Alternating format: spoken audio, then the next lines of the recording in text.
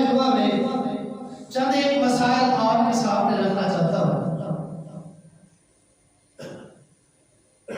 اللہ رب کائنات نے قرآن مقدس میں اپنے نبی جناب محمد رسول اللہ صلی اللہ علیہ وسلم کو طہارت کا، پاکیزگی کا درس دیا ہے۔ اللہ فرماتے ہیں یا ایھا المدثر قم فانذر وربک فکبر وثیابک فطہر۔ اے میرے نبی جناب محمد رسول اللہ صلی اللہ علیہ وآلہ وسلم، آپ اپنے لباس کو، اپنے کپڑوں کو پاک، پاکیزہ اور پوتر رکھیں۔ یہ پاکیزگی عبادت کے لیے لازمی اور ضروری ہے۔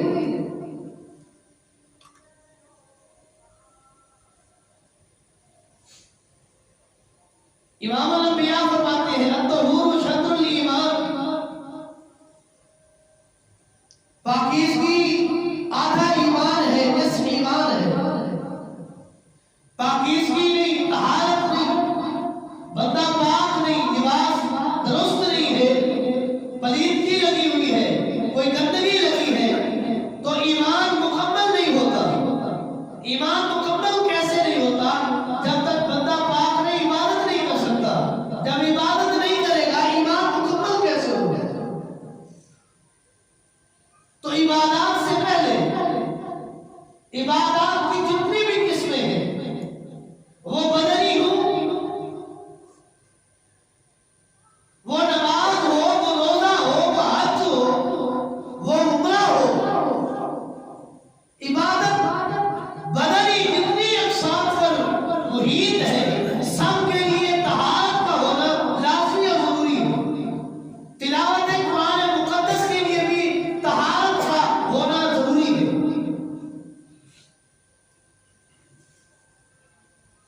اللہ فرماتے ہیں لا یمسہ الا المطہرون، میرے اس کلام کو، اس قرآن کو پاک باز، پاکیزہ، صاف ستھرے لوگ ہی ہاتھ لگائیں۔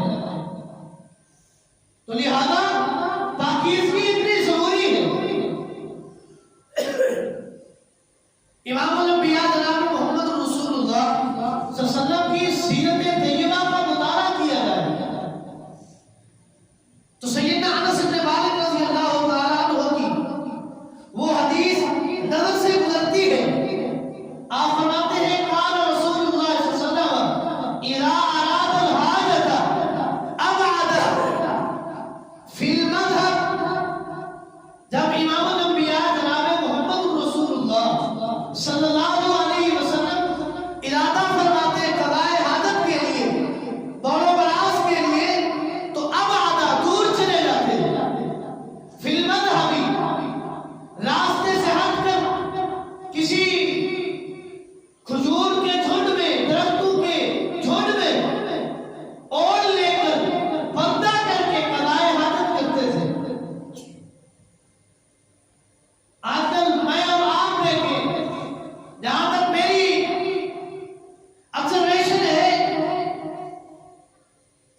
چوکوں چورستوں پر شریعان بے لباس بیٹھ کر قضائے حاجت کرتے ہیں۔ کیا سیرت طیبہ پر عمل ہو رہا ہے؟ یہ ہماری ضرورت نہیں ہے، یہ صرف ان کے لیے تھا، یہ صحابہ محمد رسول اللہ صلی اللہ علیہ وسلم کے لیے ضروری تھا، یا یہ دین آفاقی، عالمگیری اور یہ یونیورسل ہیومن رائٹس کا جو چارٹر ہے، یہ پوری انسانیت کے لیے تھا، یہ اس وقت کے صحابہ کرام کے لیے تھا؟ یہ ہر وقت کی ضرورت ہے۔ بغیر پاکیزگی کے عبادت نہیں۔ جب بندہ عبادت گزار نہیں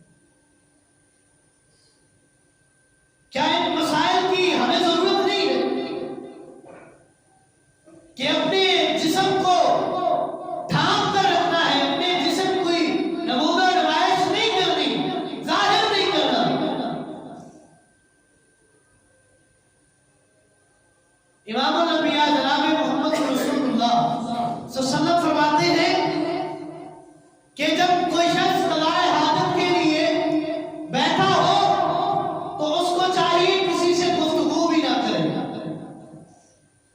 کیا ہم گفتگو کرتے ہیں؟ واش روم میں بیٹھے ہوئے تو بلا لے، بات چیت ہو رہی ہے، موبائل پہ چیٹنگ ہو رہی ہے، واٹس ایپ، انسٹاگرام، فیس بک یوز ہو رہی ہے۔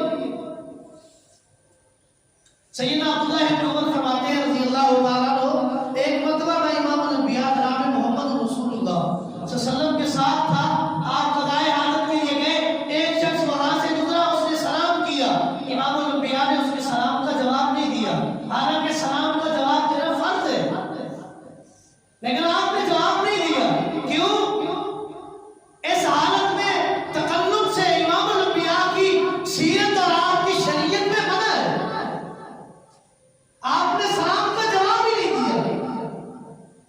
جامع ترمذی کی روایت میں یہ الفاظ موجود ہیں کہ اس وقت تک اس کے سلام کا جواب نہیں دیا جب تک آپ علیہ السلام نے تیمم نہیں کیا، جب تک آپ طہر کی حالت میں، پاکیزگی کی حالت میں، طہارت کی حالت میں نہیں آئے، آپ نے اس کے سلام کا جواب نہیں دیا۔ اور ہماری تو گپ شپ ہوتی رہتی ہے، حال احوال بانٹے جاتے ہیں، دکھ سکھ ایک دوسرے کو سنانے کے لیے جگہ وہی ملی ہے جہاں کلام رسول اللہ نے منع کیا۔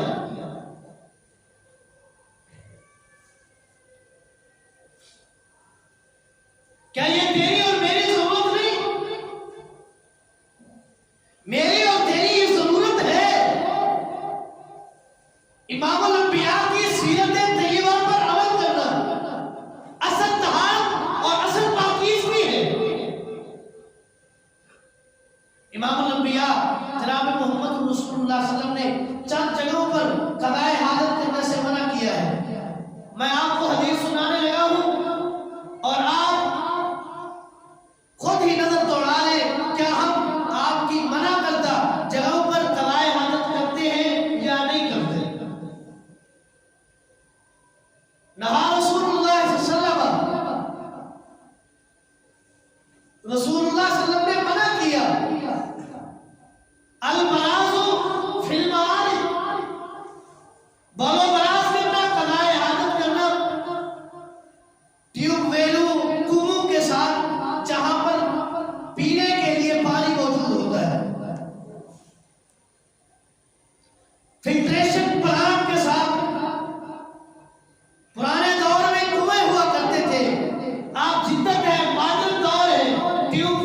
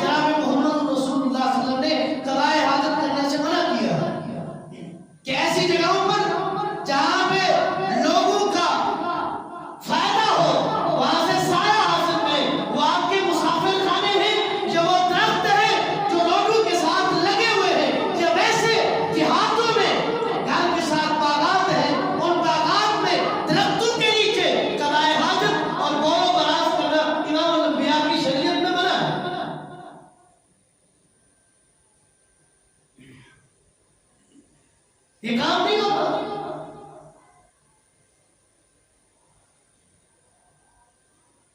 گننے سے بے شمار ہے شارے عام پر یہی کام ہو رہا ہے. مورد پانی کی جگہ جہاں پانی پیا جائے وہاں ساتھ ہی یہی کام ہوتا ہے. شاید آپ درخت ہے لوگوں کو تکلیف دینے کے لیے ان درختوں کے نیچے بیٹھ کر قضائے حاجت کی جاتی ہے، بعد میں لوگ اس سے فائدہ نہیں اٹھا سکتے. رسول اللہ صلی اللہ علیہ وسلم نے منع کیا ہے. نہا رسول اللہ صلی اللہ علیہ وسلم عن البراضی فی الماء الراکد، رکے ہوئے پانی، ٹھہرے ہوئے پانی، جوڑ ہو، تالاب ہو، وہاں امام الانبیاء نے پیشاب کرنے سے منع کیا، بول و براز کرنے سے، قضائے حاجت کرنے سے منع کیا.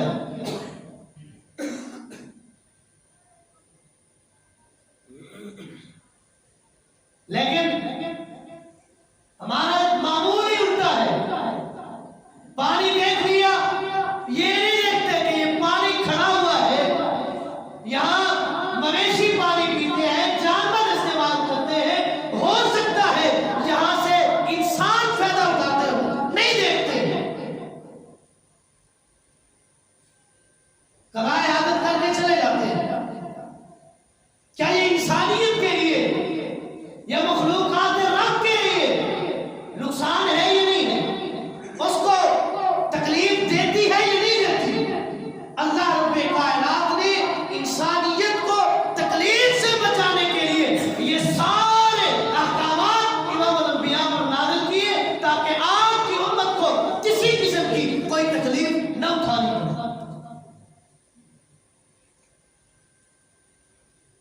امام الانبیاء جناب محمد رسول اللہ صلی اللہ علیہ وسلم نے قضائے حاجت کے لیے نہا رسول اللہ صلی اللہ علیہ وسلم عن البراضی فی الجحر، جانوروں کی بلوں میں، سانپ کی ہو، یہ چھوٹے کیڑے مکوڑے حشرات الارض انسیکٹس، ان کی بلوں میں پیشاب کرنے سے منع کیا ہے. یہ روایت دراصل ضعیف ہے لیکن احتیاط کرنا ضروری ہے. آپ کو پتہ ہی نہیں کہ یہ بل ہے کس چیز کی، آپ نے قضائے حاجت کر لی، وہ موذی جانور کی بل تھی، وہاں سے نکلا، اس نے آپ کو ڈس لیا اور اس کی تکلیف میں آپ مر گئے، تو لہذا احتیاط کرنی چاہیے. شریعت نے یہاں تک آپ کی سیرت میں موجود ہے.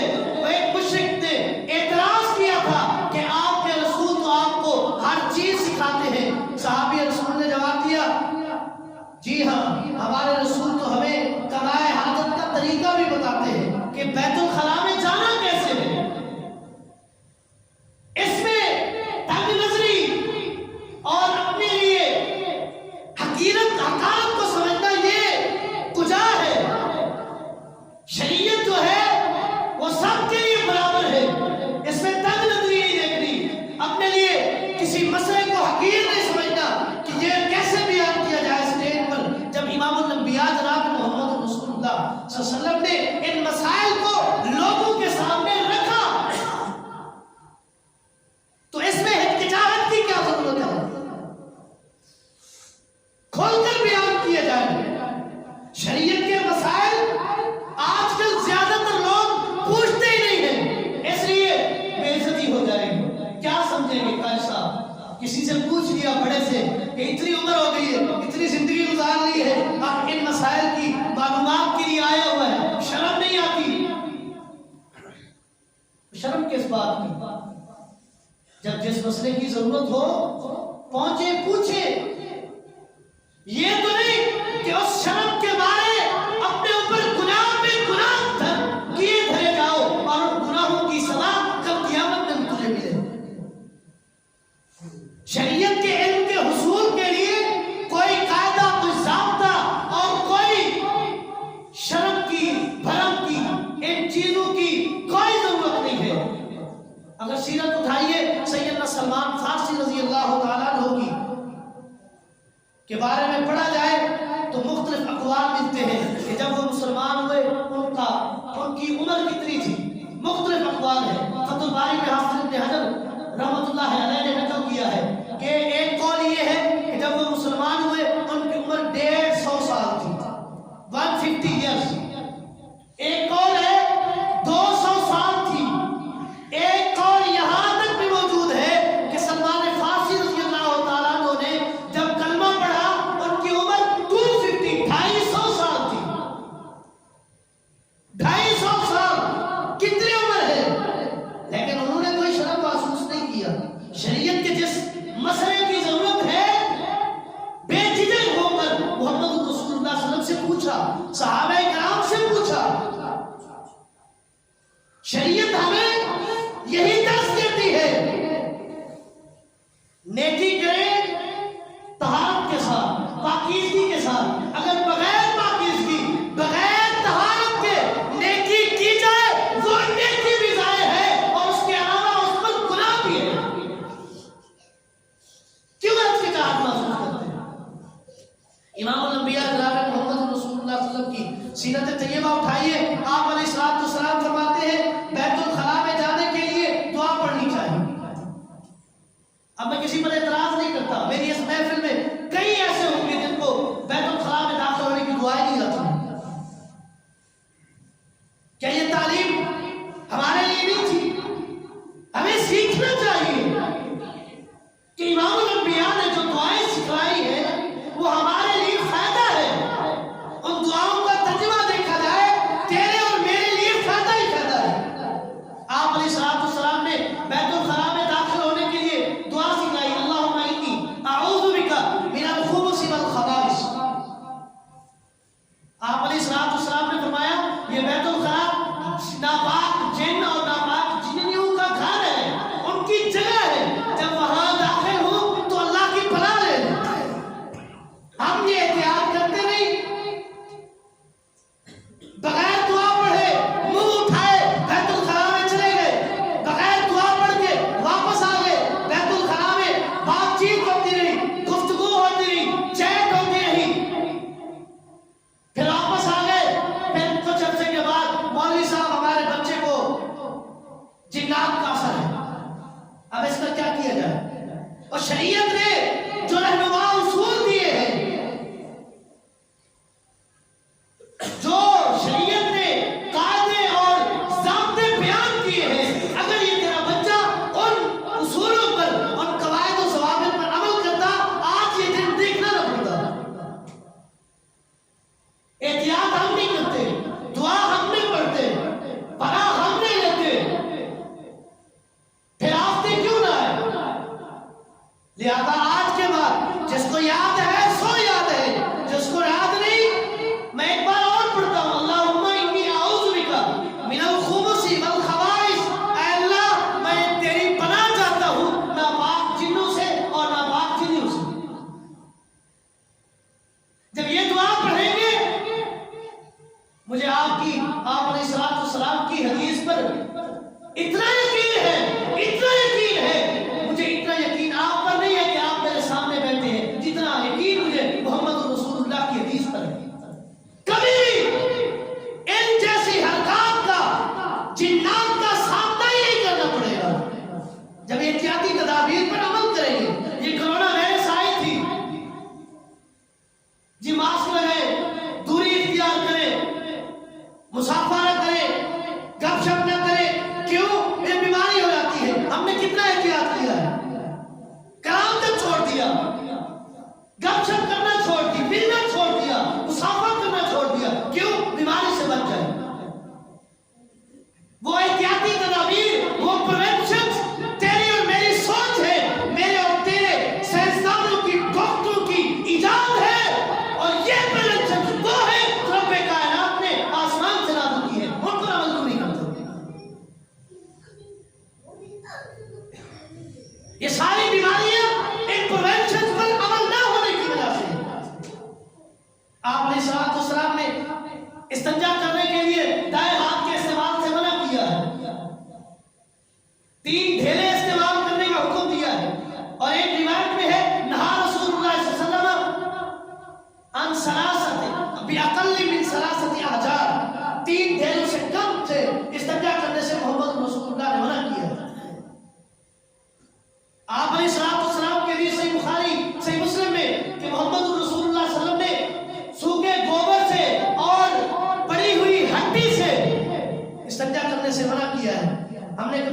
احتیاط کی ہے اور آپ نے منع کرنے کی وجہ بھی بیان کی ہے کہ یہ جو سوکھا گوبر ہے یا سوکھی پڑی ہوئی ہڈی ہے یہ جنوں کا کھانا ہے، اگر آپ ان کو اس چیز کے لیے استعمال کریں گے وہ آپ کو تنگ کریں گے۔ ہم نے کبھی احتیاط ہی نہیں کی، قضائے عادت کے بعد بے احتیاطی سے ہاتھ ہی نہیں دھوئے، پھر کھانے پہ لگ کے کوئی جراثیم اپنے اندر انہیل کر دیے، پھر معدہ خراب ہے، پھر بیماریاں ہیں۔ یہ کیوں ہوئی؟ تیری اور میری لاپرواہی کی وجہ سے، اور وہ لاپرواہی جو پریونشن احتیاطی تدابیر محمد رسول اللہ کی شریعت میں موجود تھی، ہم نے ان کو فالو نہیں کیا، چھوڑ دیا، رب کائنات میں آزمائش میں اور امتحانات میں بیماریوں میں مبتلا کر دیا۔ لہذا جتنے بھی مسائل آج کی اس مختصر نشست میں بیان ہوئے ہیں ان کو یاد رکھیں اور ان پر عمل کریں۔ یہ میری اور آپ کی ضرورت ہے، اس کے بغیر جنت نہیں ہے۔ کیوں؟ بغیر طہارت کے میں نے شروع میں کہا ہے عبادت نہیں ہے، جو عبادت گزار نہیں وہ مومن نہیں، جو مومن نہیں رب نے اس کے لیے جنت ہی نہیں بنائی۔ جنت کا حصول اپنے لیے اتھینٹک کرانا ہے کہ 100% رب کائنات ہمیں جنت دے، سب سے پہلے طہارت کا اہتمام کرنا ہوگا، جس کا حکم اللہ رب کائنات نے محمد رسول اللہ کو دیا ہے۔ وَثِيَابَكَ فَطَهِّرْ، اے میرے محبوب اپنے کپڑوں کو پاک اور صاف رکھو، طہارت کا اہتمام کرو۔ کیوں حکم دیا ہے؟ کیوں؟ آپ کی ذات کو پوری خلائق کے لیے، پوری انسانیت کے لیے رب نے رول ماڈل اور مثالی نمونہ بنایا ہے۔ آپ کی سیرت کو اور آپ کی شریعت پر عمل کرتے ہوئے ہم نے زندگی بسر کرنی ہے۔ لہذا طہارت کا اہتمام کریں۔ اللہ رب کائنات سے دعا ہے اللہ رب کائنات جو کچھ سنا سنایا عمل کرنے کی توفیق دے۔ هذا ما عندي والله اعلم بالصواب وما توفيقي الا بالله۔